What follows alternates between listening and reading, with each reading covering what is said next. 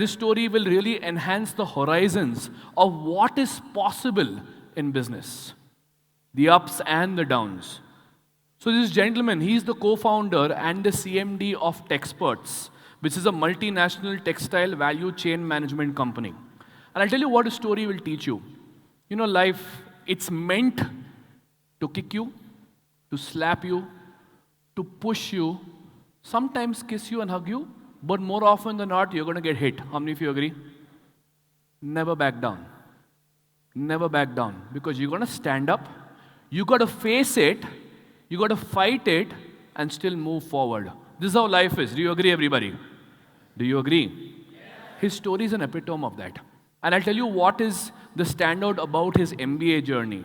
He was in a situation where, pretty big business, global business, he had to shut down 200 stores all across the world. Not 200. Can you imagine the financial implications of that? Yeah? And that's when he realized that, one, he's not evolved with the market the way it's supposed to evolve. And two, he has a pretty inefficient team. And from there, taking pace implementation, taking stop meetings to a whole new level, he has scaled his business from shutting down 200 stores to where he is today. And I'll tell you what's really special and significant about him. He's an epitome of resilience. Like no matter what, strong, unshakable, just moving on because that's what he knows best. Life will hit you how much ever it has to hit you. He will just move on and on and on. From shutting down 200 stores to today, a global multinational 500 crore brand. How many of you are ready to learn from this person, everyone? Are you ready to learn from him? Are you ready to see his journey? With a huge, huge round of applause, please help me welcome Yatish Pandey, everybody.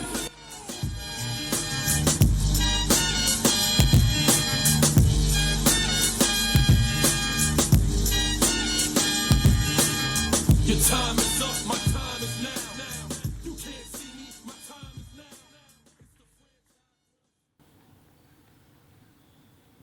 Good afternoon. I'm really, really very humbled. After coming here, I witnessed such amazing stories. And before I start my story, I want to say,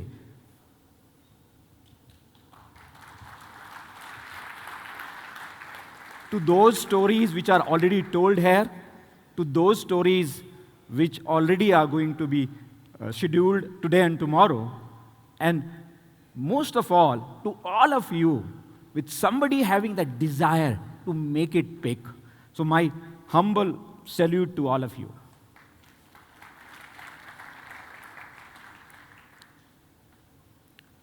When I think of my entrepreneurial journey, I recall two incidents of my life, early life. In 1977, summer vacation, as a boy of 12 years old, one day in the streets of Panipat, sounding an animated voice, "Kulfi le lo, kulfi, tandi tandi kulfi." I set out on the journey of selling ice creams without telling my parents about it. What happened? It lasted only for one day. And after completing my graduation in management, on a bike, moving from one corner to another corner of my city, Panipat, trying to establish a dyeing and printing factory, which was the family business, but I wanted to set up something different in partnership with one of my friends as well as one of my relatives.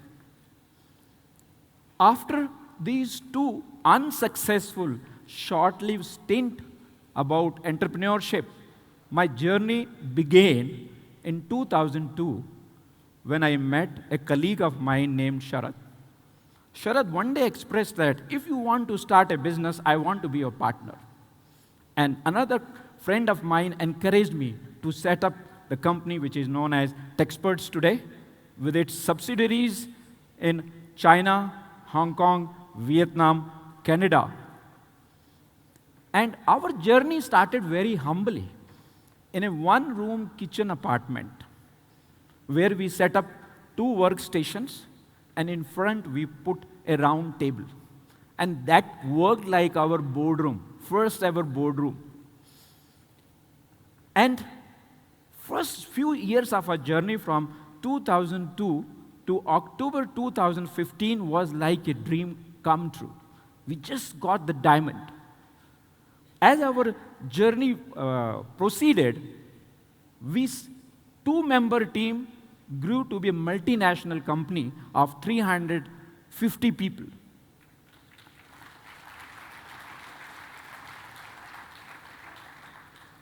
And we moved to a new office of 12,000 square feet in a very posh building in a corporate office, where the X factor was that one of the bright lit logo of Texperts was visible from the main road.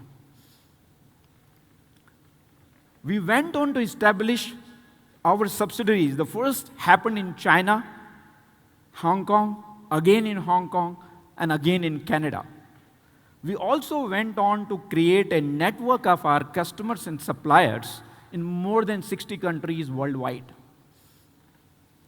And we established 200 shop-in-shop retail outlets where we were selling our brands Fidge and Solemio. And we also got our brands present in almost all the platforms of digital commerce. And then came the twist in the story. Between 2015 and 2018 March, our revenue came down from the maximum amount of 360 crore to 185 crores. We somehow managed to be breaking even in that year.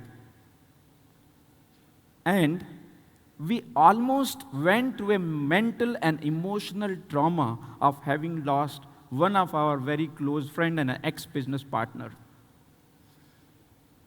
Somehow, we regained our confidence. We closed down all our 200 shop-in-shop stores. We also moved to a smaller office, more functional, and we had to go to the trauma of leaving 250 plus people, and we became a team of 150 people in our organization. And it was the time that we were leaner and we were ready again to learn our lessons and to understand what is there in future for us. And that was the time one day one of my colleagues, Subrata, came to me and asked me, Yatish, have you seen this article about business breakthrough seminar? It is happening on 11th May in Sahara Star. I instantly registered along with Subrata. And that is the first time when I met the charismatic author of Lead and Bleed, Rajiv Talreja.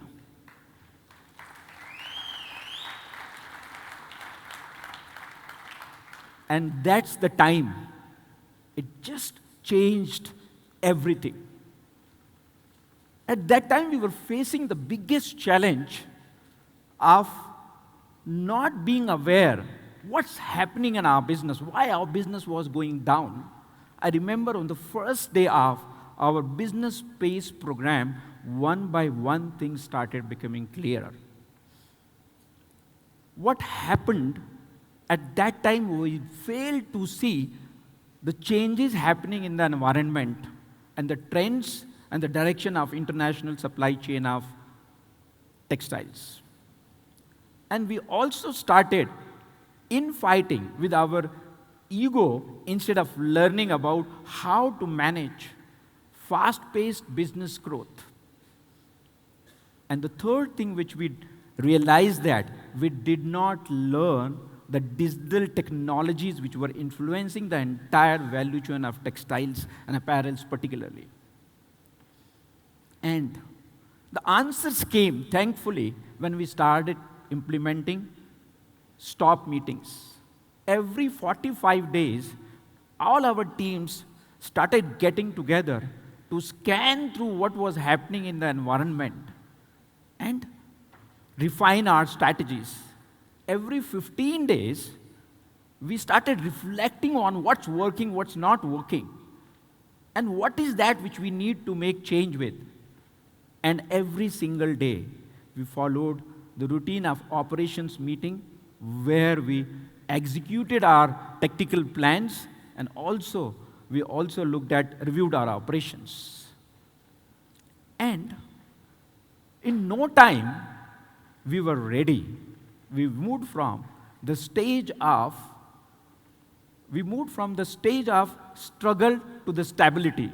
The next question was how to expand and grow our business.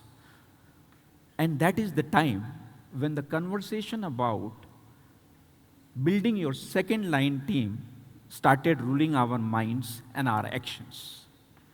And that is the time we started even creating processes, systems, and structure. We created a very simplified process and structure, and we created metrics and KPIs for each and every project and each and every team. And we experienced having been transformed from an intention-driven organization to a data-driven organization and a strategy-driven organization. And our revenue in 21-22, it grew by 95%, and our revenue in 2020 to 20, it grew only 17%, but 21-22, it grew by 95%. And we also touched, for the first time, a milestone of 500 crores just recently in 2023.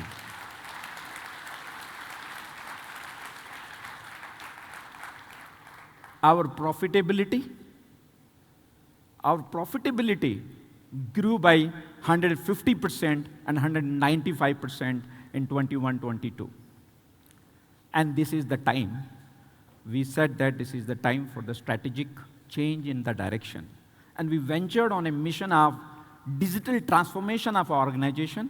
Our first project of digital transformation is going to be live in the next month, wherein we are going to be live with our ERP solution and launching revolutionary online services for our customers, initially in India and thereafter globally. What really made that change, when I look back at my story, I realized that the lessons which we learned were really, really very important for us to learn. When we were starting our business, we approached multiple people and we asked them, should we do this? I'm talking about in year 2002. Most of the people told me, this idea will not work. This is the age of e-commerce, and what you are talking about doing a business, of doing service business in textiles value chain, it will not grow. However, at that time, we trusted our guts. But we also did one thing very, very important. We really listened to each of those accomplished persons and we took our notes. Those notes prepared us what could go wrong in our business. And that is what we think that is a learning from our story, that besides trusting your guts, committed learning is must. The next lesson which we learned from our story is that sometimes it's okay to take 2 steps backward, develop your muscles, regain your confidence, and then gain the momentum and move forward faster and better. From this, what happened to us in 2015 to 18 period, we realized that there's no time to think about why it happened. It's a time to learn the lessons. And we gained the courage to move 2 steps backward. And that's the reason because of what I'm standing here and I'm talking to all of you. Another lesson which we learned in our journey is overcoming our fears. A lot of time, we as entrepreneurs have fears that if I employ people and I train them, they will get the knowledge, understanding, and they will use to be our competitors. We also have a fear of collaborating with other people, thinking that if we collaborate with them, they will take away our business. But that's the easiest, faster, and the best method to scale your business. That is another learning from our story. And finally, it is digitalization, digitalization, digitalization. In the world of disruption, the only way to manage disruption and to disrupt the business, you can grow only by digitalizing your business. Now, making a mistake from our story, we learn that is not a mistake. But the question is, are you ready to learn from that mistake? Thank you very much.